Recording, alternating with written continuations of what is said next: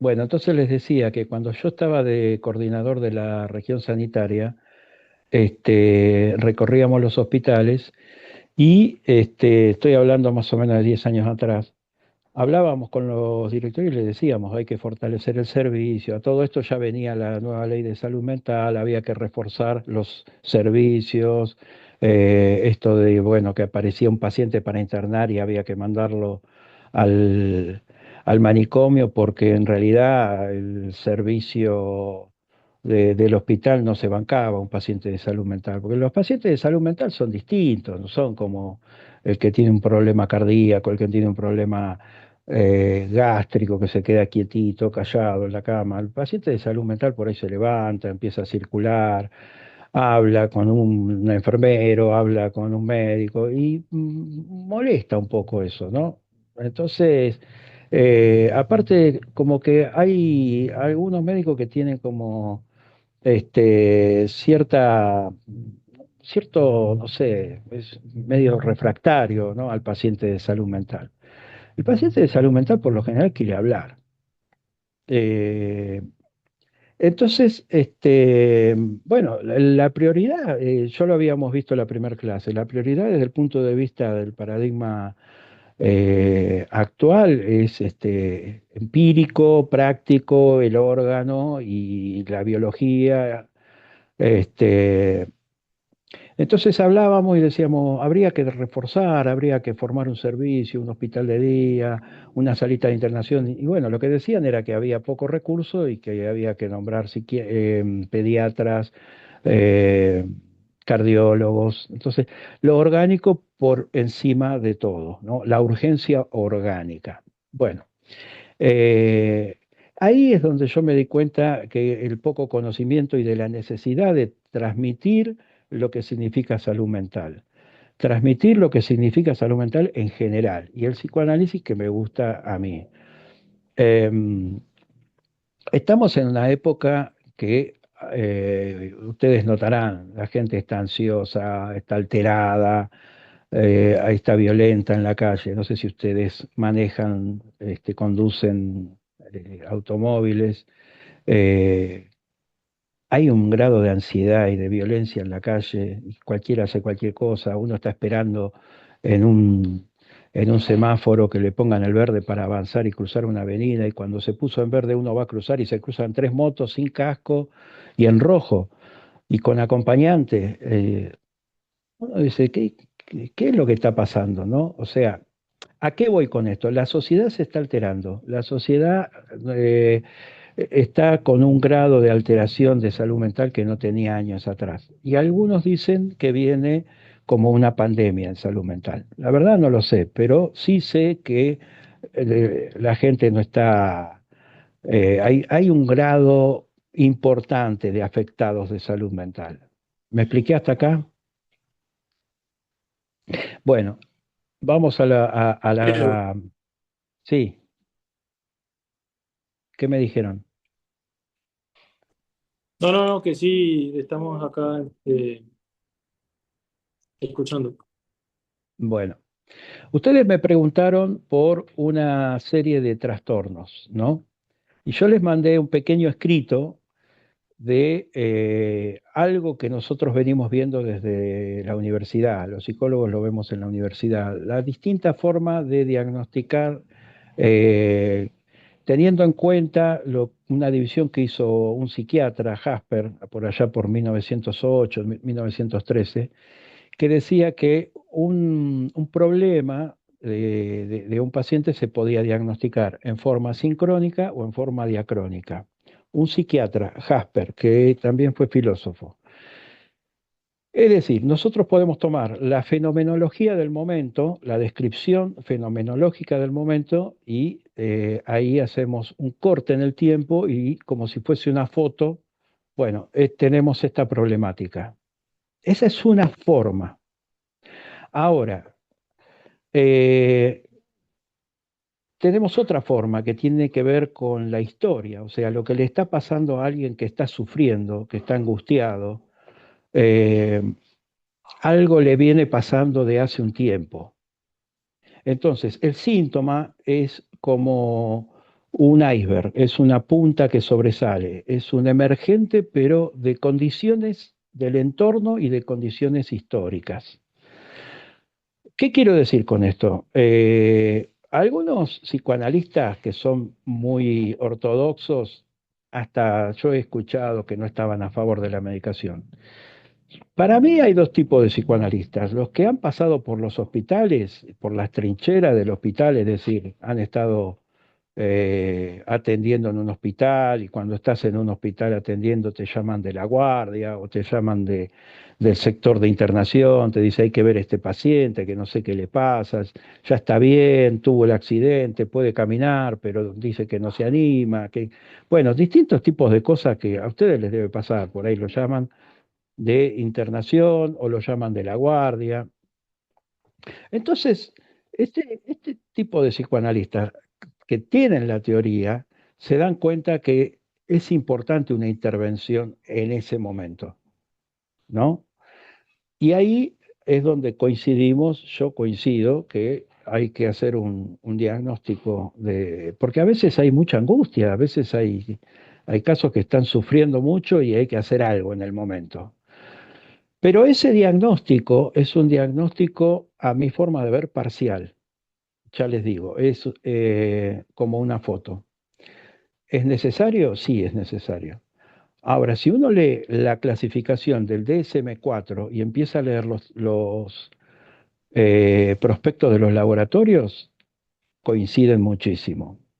Lo que quiero decir, y esto es algo que es como una crítica que hace el psicoanálisis en general al sistema de salud, que los laboratorios tienen mucha influencia en el sistema de salud y a veces eh, influyen incluso en la forma de diagnosticar. Y el DSM-4 está como muy en función de estas intervenciones psicofarmacológicas, de las cuales yo no estoy en contra. Lo que digo es que vos a una persona que tiene ansiedad le das una medicación y lográs un efecto.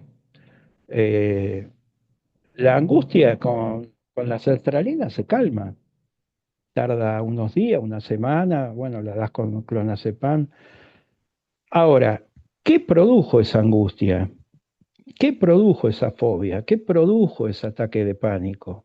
¿Qué le viene pasando a esa persona en la vida?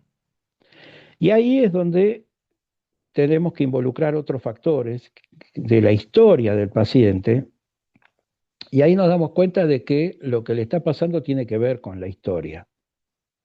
Y si nosotros nos metemos a trabajar con esa parte, con la historia, que la historia la tenemos solamente en el discurso del paciente.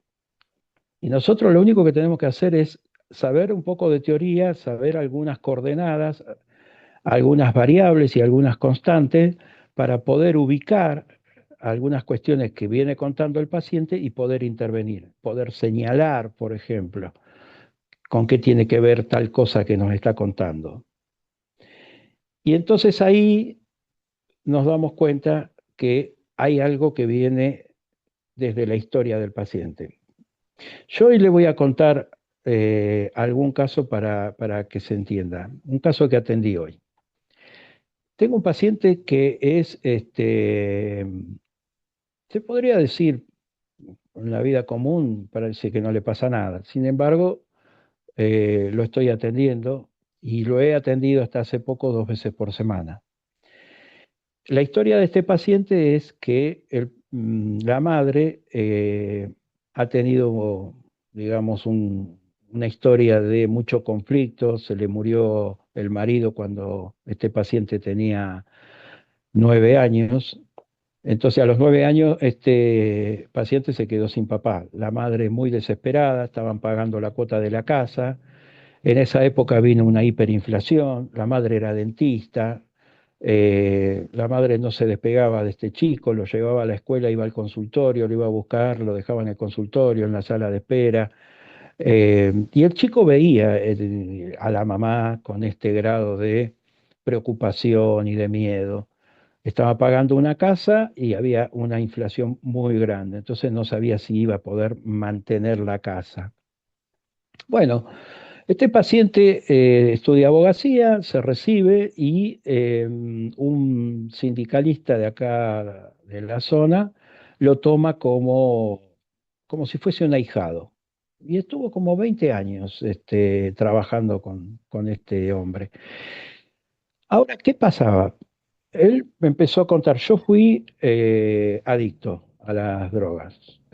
Tuve un alto grado de adicción, tuve que ir a Narcóticos Anónimos, no podía parar, fue un desastre mi vida. Ahora no tomo ni alcohol. Eh, pero bueno, estaba como succionado con el gremio y con el jefe del gremio. A tal nivel que, por ejemplo, el sábado a las 3 de la mañana, el jefe del gremio le decía, ¿me podés venir a buscar? Que me quedé en la ruta 3 por allá por Virrey del Pino. Y este hombre iba. Bueno, después de un tiempo de trabajo empezamos a detectar cierta repetición de algunos factores en la vida. Por ejemplo, hay cierta relación en que él me dice, yo para decirle no a mi mamá tuve que entrar en la droga. Bueno, hay un problema para decir que no, ¿no? Y después la droga es otro problema.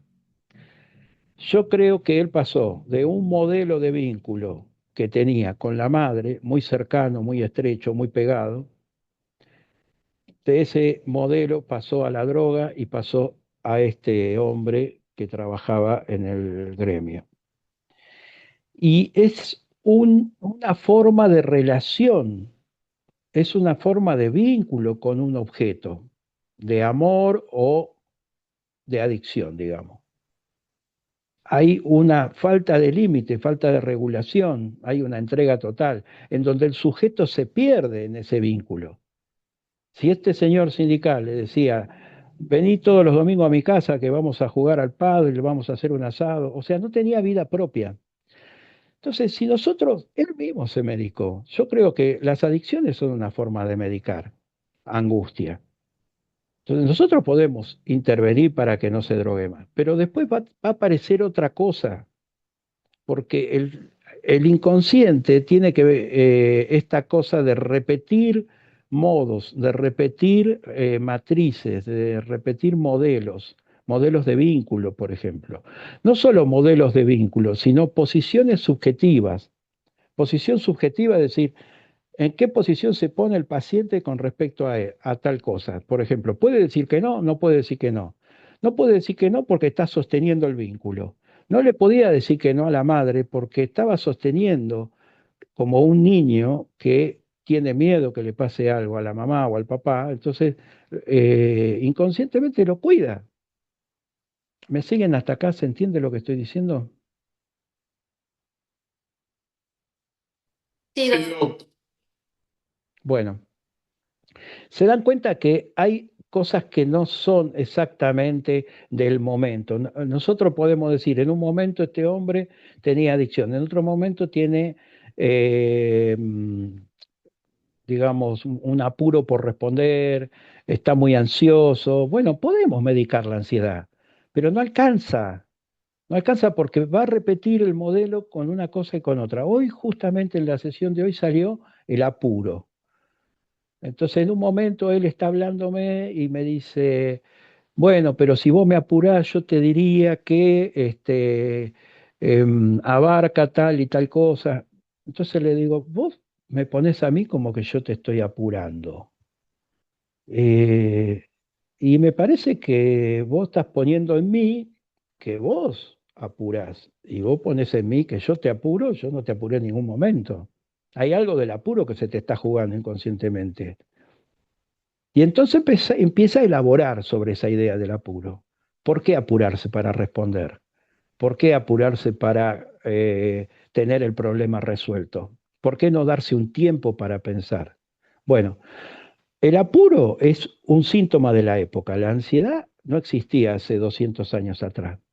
Es el sistema que te va llevando a, bueno, una forma de vida. Por ejemplo, consumir, producir, qué sé yo, tantas cosas más. ¿Se entiende? Digo, a ver, Nosotros podemos hablar mucho de los trastornos y ustedes me pueden contar caso por caso y podemos hablar.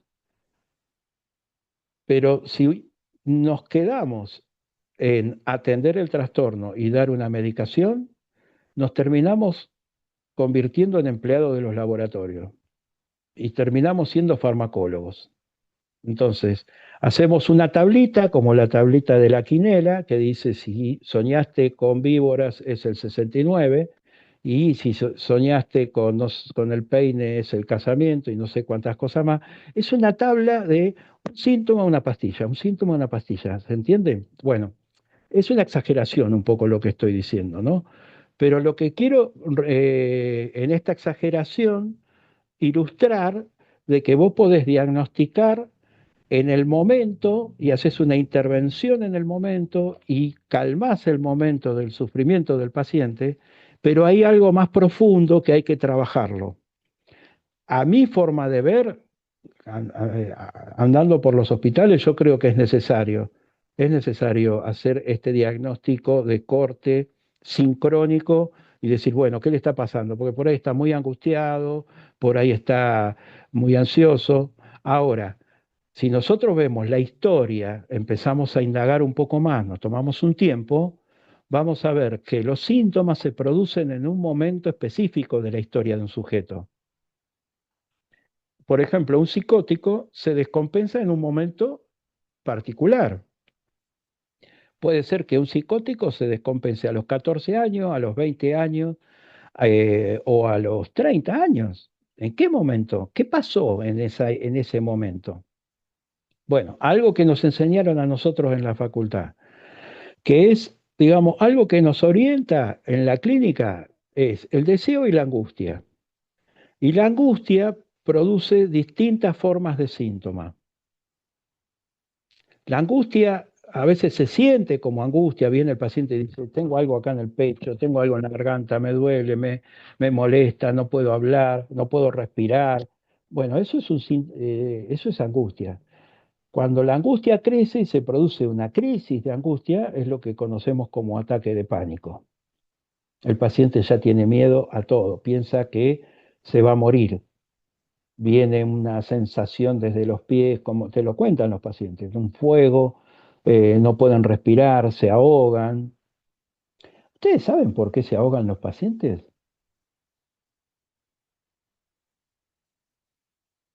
Esto es como el asma. Yo lo aprendí cuando trabajaba en domicilios y tuve pacientes con efisema pulmonar. Entonces, está yendo a domicilio para una obra social, había todo tipo de pacientes. Y el kinesiólogo al paciente que yo atendía le explicó, vos te ahogás porque no largas el aire. Ustedes hagan la prueba, largar el aire, y cuando terminan de largar el aire, intenten largar más aire. Van a ver que todavía hay una capacidad de largar un poco más de aire. Cuando toman aire, hay una sensación de alivio. Ahora, si uno no se da el tiempo de exhalar y sigue aspirando, se produce un, un disturbio, un desarreglo en la mecánica de la respiración. ¿Se entiende? Y si esa persona está asustada o está estresada y viene respirando mal, no larga el aire, aspira, aspira, aspira, no larga el aire, aspira, obviamente que va derecho a un ahogo. Ahora, nosotros le podemos decir, como hacen algunas terapias, enseñarle a respirar. Bueno, pero ¿qué es lo que lo tiene así? ¿Qué le representa esto? ¿Qué pasó que está en este estado? ¿En qué momento se empieza a desencadenar esto? Como por ejemplo un paciente que le pasa algo y empieza con ideas obsesivas. ¿Ustedes saben por qué el TOC es un TOC, trastorno obsesivo compulsivo? El psicoanálisis dice que en el inconsciente las cosas, si nosotros hacemos un grupo de estudio, vamos a ver un texto de Freud que es muy cortito, que es el capítulo 5 de un texto que Freud lo llama Lo inconsciente.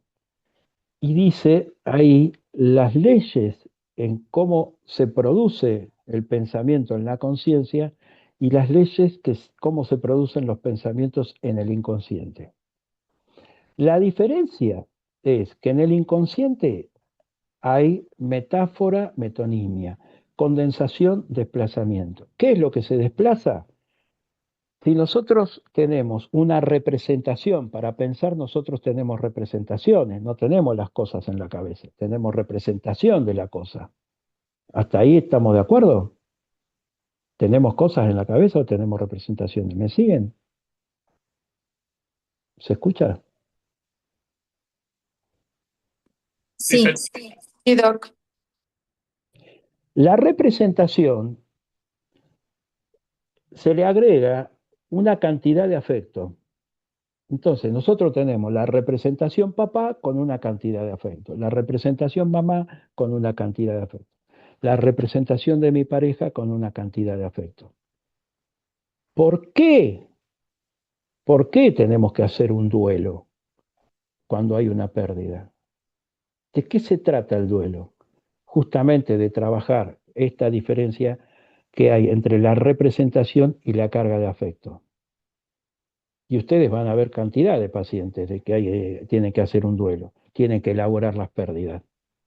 Entonces tienen que trabajar esto, esta cantidad de afecto que se une a la representación para que vaya a otras representaciones.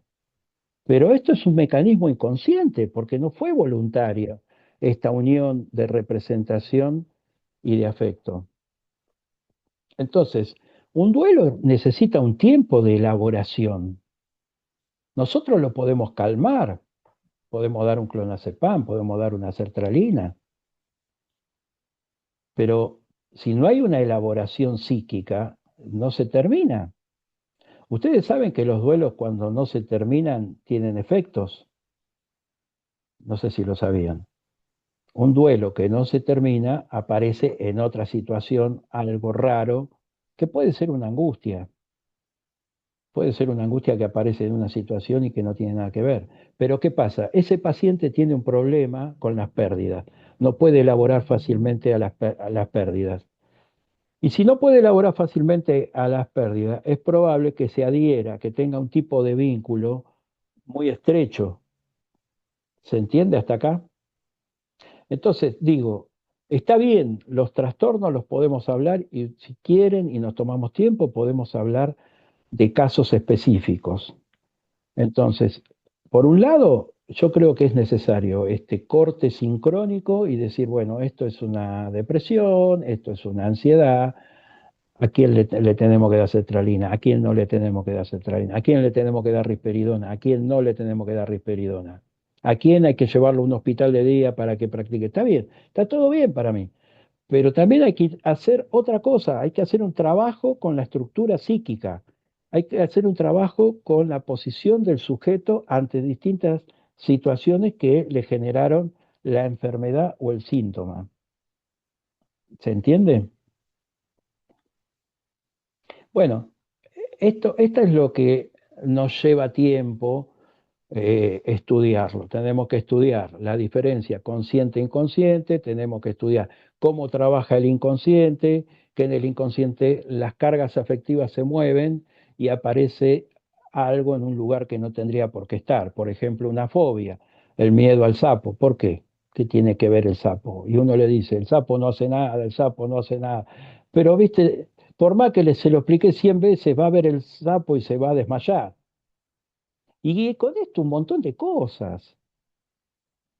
Hay pacientes que vienen con asco a determinadas situaciones, hay pacientes que vienen con rechazo, porque en el inconsciente hay otra cosa que tiene que ver con lo que estábamos viendo, que no es lo mismo instinto que pulsión.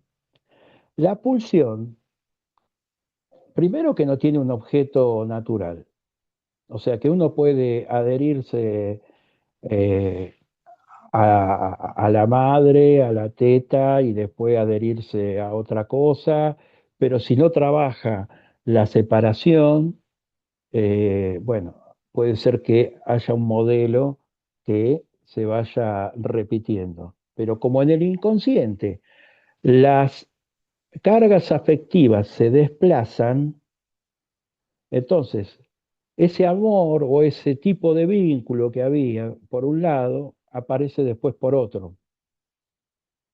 Pero también en la pulsión tenemos que a veces se da vuelta. Entonces, quien fue pegado puede resultar pegador. ¿Por qué? Ustedes le dicen, no pegué, bueno, pero hay una historia, hay que trabajar esa historia. La pulsión puede ser que se dé vuelta. No sé si me expliqué. Por ejemplo, alguien que tiene cierto grado de masoquismo puede tener una salida hacia cierto grado de sadismo. Y no necesariamente tendría que ser así. Hay pacientes que dicen, bueno, yo soy muy bueno, le digo que sí a todo, hay que ser hijo de puta. No, no hace falta ser hijo de puta, no tenés que ser un maldito que va así por la vida reventando personas. Ahí hay una operación muy primaria que hace el sistema psíquico, de dar vuelta lo que le estaba pasando. Pero bueno, por eso es necesario detenerse y ayudar al paciente a hacer una elaboración, tanto de un duelo, como por ejemplo este paciente que les conté, el apuro. ¿De qué se trata el apuro? ¿Por qué tanto apuro? Bueno, entonces asoció que la madre, claro, estaba sola con todo, ¿no? Y tenía un trasfondo medio trágico, o sea, la ausencia del padre, ella sola trabajando, manteniendo el hijo y encima con una situación de hiperinflación, teniendo que trabajar mucho y teniendo que resolver muy rápido. Pero bueno, el apuro es algo que también el sistema a veces impone. Entonces, una de las intervenciones que nosotros tenemos que hacer para no quedar atrapado como un engranaje dentro del sistema, nosotros pasamos a ser una ruedita dentro de un sistema de rueditas. Les recomiendo una película que se llama Tiempos Modernos. Charles Chaplin trabaja en una fábrica y en la fábrica le empiezan a proponer que tiene una cinta y él con una pinza le hace una operación a los productos y le proponen que tiene que producir más rápido. Entonces empiezan a hacer experimentos. Es muy cómica, se las recomiendo, debe estar en YouTube. Bueno, ¿qué le pasa a este señor? Este señor empieza a entrar en un grado de alienación. Y este es el gran problema de la época, la alienación. La alienación de no tener el tiempo para pensar, de que el sujeto se pierde en engranajes de la época, se pierde en engranajes del sistema.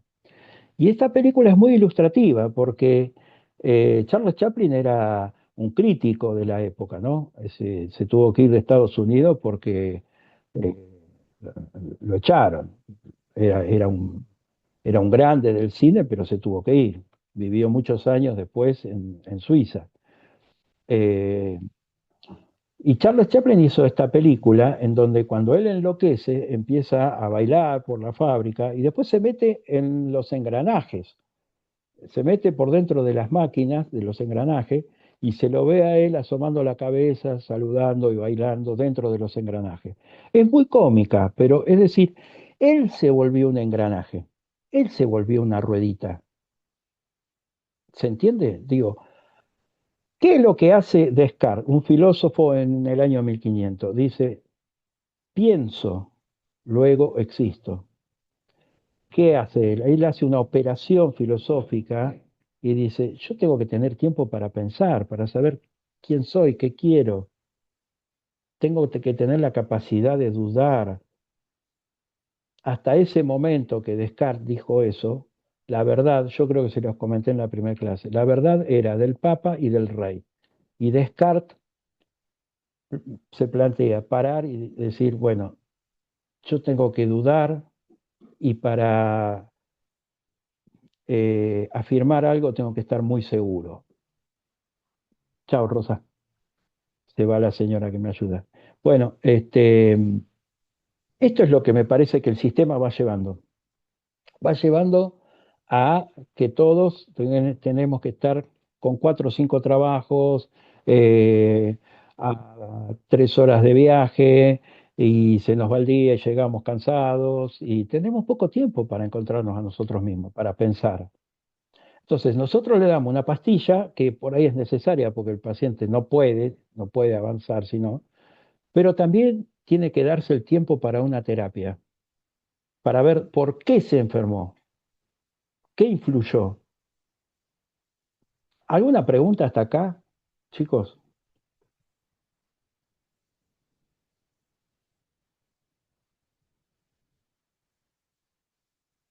No, Díganme, pero sí, ninguna. Se está entendiendo todo. Todo claro. ¿se entiende esto? Sí, Todo lo que dije. sí, sí. Bueno, Sí, sí. este, yo les recomendaría que estudien psicoanálisis. Y si quieren, los invito a una serie de charlas, 4 o 5 charlas como invitados. Y después, si está la posibilidad, armamos un grupo de estudio.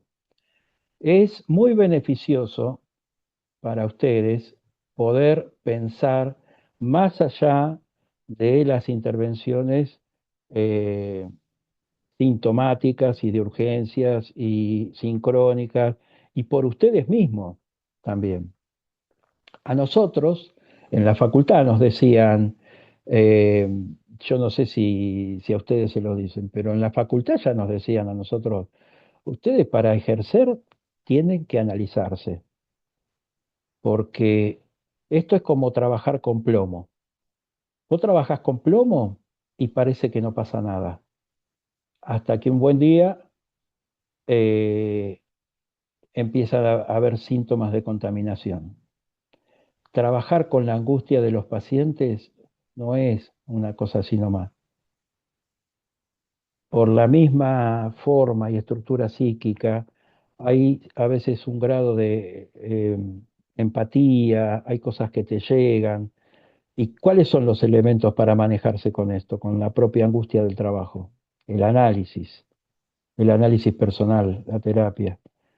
Eh, entonces a nosotros nos decían, hay 3 pilares para trabajar: el análisis personal, seguir estudiando y supervisar.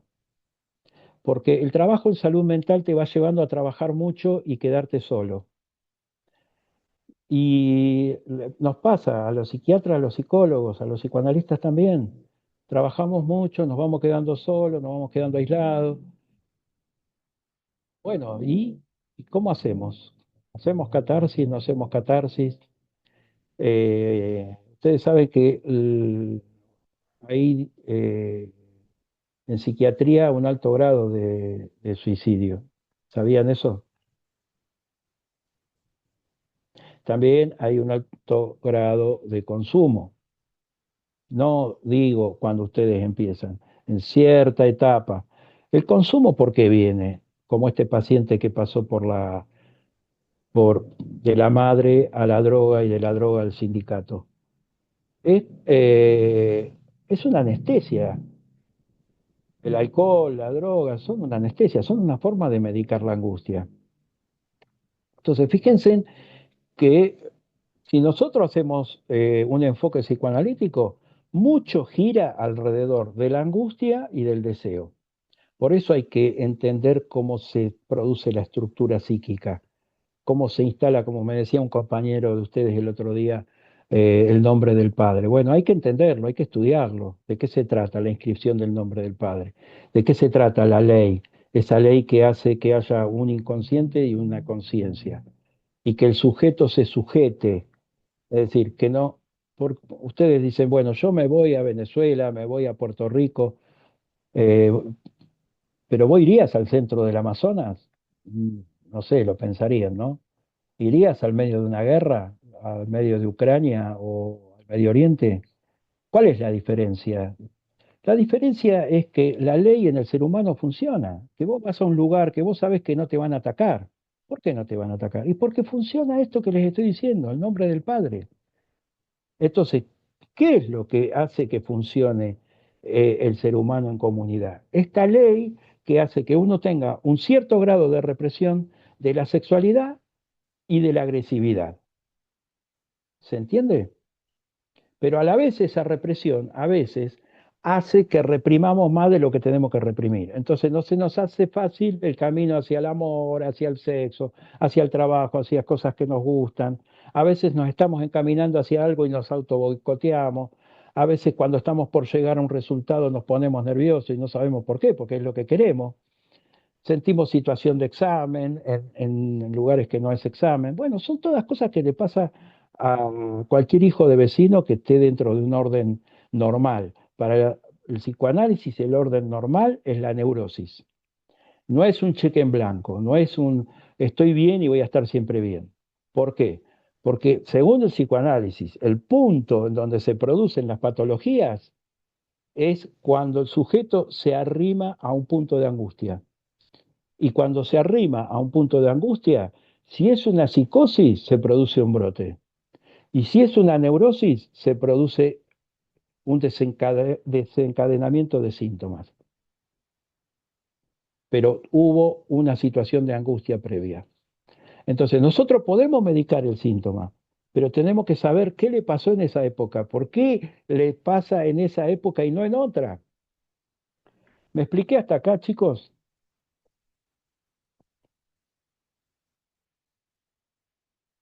María José está muteada.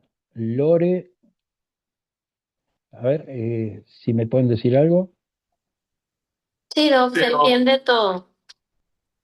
Tenemos pocos minutos. Sí. Piensen, me dijo Alicia que por ahí había pocas clases.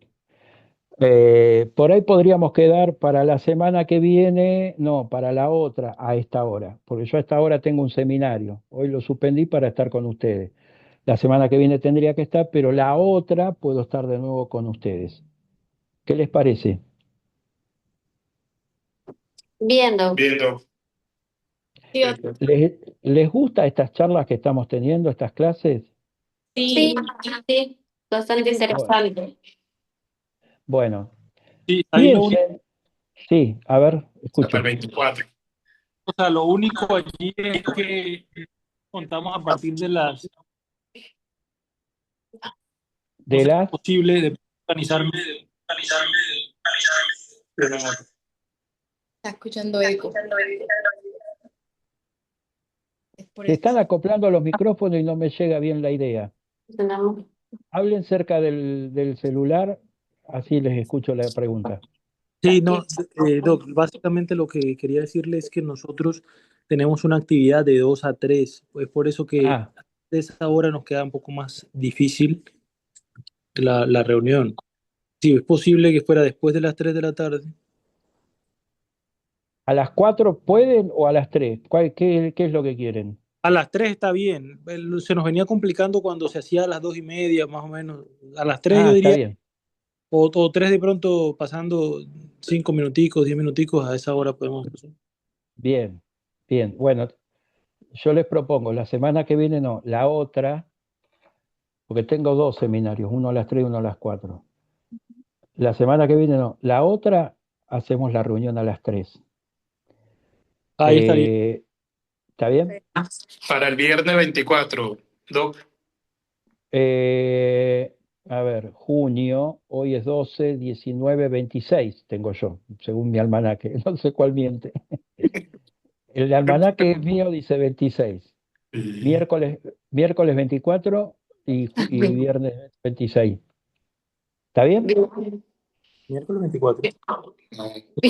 No, el viernes 26 a las 3 de la tarde. Sí, correcto. ¿Está bien? Sí. Bueno, 26. Sí. piensen, porque estaría bueno, a mí me gusta hablar con los médicos, de hecho yo en mi centro de salud tengo 5 médicos, yo he vivido con una médica, ahora estoy separado, tengo Dice una que hija, terminar. ¿eh? ¿Cómo? Perdón, Doc, quería avisarle que en 10 minutitos tenemos que finalizar. Sí, sí, sí, ya estoy redondeando.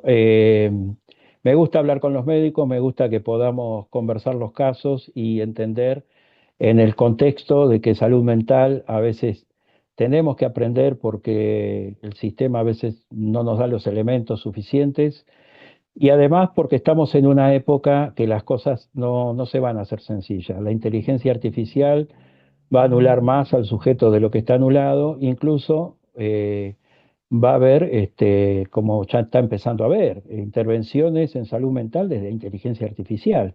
Bueno, ¿cómo lo pensamos todo esto, no? ¿Puede un robot intervenir? Por eso me parece que hay que estudiar. Cada uno tiene que proponerse que si le gusta esto, tiene que ser muy bueno en lo suyo, tiene que ser muy bueno. Ustedes pueden llegar a ser muy buenos. Le están dedicando mucho tiempo a la formación y les tiene que ir bien, pero entonces tienen que incorporar más elementos. Yo les diría que piensen si quieren que armemos un grupo, lo único que tendríamos que combinar es un horario para que combinemos ustedes y yo y hacemos una serie de reuniones, de charlas. Y si les gusta lo que vamos viendo, bueno, armamos ya un grupo de estudio. Eh, y bueno, quedaríamos para de acá a 2 semanas, el viernes. Si entienden algo que quieren preguntar o lo que sea, a mí me viene bien, porque ustedes, con las preguntas que me hicieron, creo que intenté responderle. No sé si les respondí en un 100%, pero por lo menos pudimos trabajar sobre la pregunta. ¿Qué les parece? ¿Sirvió o no sirvió? Estuvo muy interesante la charla del día de hoy. No nos surgieron muchas preguntas porque realmente quedaron bastante claro algunas cosas que sí teníamos dudas sobre más la parte del paciente con patologías que nos llegan acá, que son las más comunes. Entonces fue bastante interesante lo que nos compartió. Sí, después les voy a mandar otro material de un paciente, cómo intervenimos nosotros, cómo tomamos el discurso y en el discurso tomar la posición del sujeto, cuando se define el sujeto. Esto se los tengo que explicar. Esto no es un invento así casual, esto viene de Hegel, un filósofo del año 1800, que decía que la realidad la pensamos y la podemos repensar. Entonces nosotros los objetos de la realidad los postulamos con nuestro discurso. Y así como los postulamos, los podemos seguir charlando y lo volvemos a postular. Esto es la dialéctica hegeliana. Tesis, antítesis, síntesis. Y esto es un elemento para trabajar en la clínica. El paciente viene y se define de una forma. Dice, a mí siempre tal cosa. A ver, cuénteme, siempre. A ver, ¿en qué situación? Pero tenemos que problematizar y tenemos que trabajar esa posición que toma el paciente para que cambie de posición subjetiva. Y cuando cambia de posición subjetiva, ahí se cura. Como este paciente que yo les digo. Pasa de la madre a la droga, de la droga al sindicato. Este paciente, fíjense, ahora se postuló como político acá en La Matanza. Fíjense qué cambio que hay, ¿no? La diferencia. Un tipo que es brillante, que tiene capacidad. Bueno, como ustedes, tienen capacidad para pensar si estudiaron y llegaron hasta acá. El tema es que el sistema a veces te aplasta, o los vínculos, bueno, hay que trabajarlo. Yo voy a ir redondeando hoy, porque ustedes deben tener ganas de irse, como todos cuando estamos por salir del trabajo. Nos estaríamos viendo en 2 semanas. Piensen alguna pregunta, alguna opinión. Piensen también que podemos continuar en un grupo, que puede ser, no sé a qué hora, un día de semana a las 6, 7 de la tarde, o puede ser un sábado a las 11 de la mañana. Yo no tengo problema. A mí me gusta mucho el trabajo. La verdad que me pone contento todo esto. Eh, bueno, ¿quieren decir algo? Nos vamos despidiendo.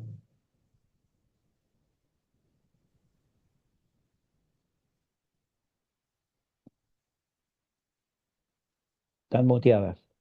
Gracias. Ahí. Gracias. Gracias, doctor. Bueno, bueno, Gracias, Doc. Muchísimas gracias. bueno, Gracias, Doc. Que pase bueno, bien. Dentro igualmente, que estén bien ustedes. Si tienen alguna idea, alguna pregunta, háganmela llegar. Y piensen esto, de la invitación a un grupo para profundizar estos conceptos. Bueno, doctor, gracias. Nos vemos en 15 días. Bueno, Chao, que Doc. estén muy Chao. Chao.